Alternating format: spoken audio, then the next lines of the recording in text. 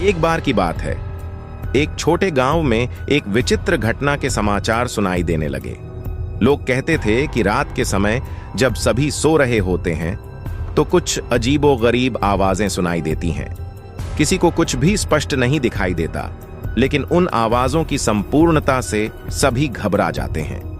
गांव के निवासियों में से एक युवक विनय इस रहस्य को सुलझाने का निश्चय करता है। उसने अपने मित्र आर्य को साथ लिया। एक रात जब सभी सो गए तब वे अपनी जांच के लिए रवाना हो गए। गांव के पास एक पुराने मंदिर की एक गुफा थी जिसमें कहीं कुछ अजीब छिपा हो सकता था।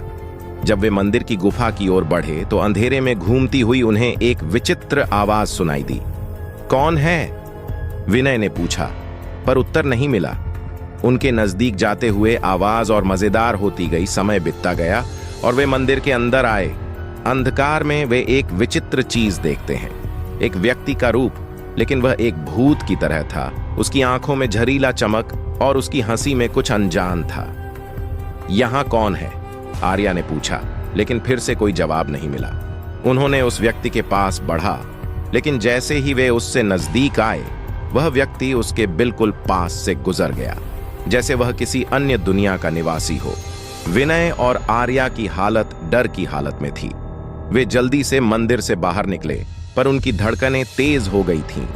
गांव लौटते समय उन्होंने महसूस किया कि कोई उन्हें पीछा कर रहा है। घर पहुंचते हुए वे डर के मारे हुए अपने बिस्तर पर गिर गए, लेकिन रात के अंधकार में उनकी नींद को शांति नहीं मिली। वे उस व्यक्ति के चेहरे की भयंकर छवि को भूल नहीं सकते थे। अगले दिन वे दोबारा मंदिर की ओर बढ़े, पर वहां कुछ नहीं था।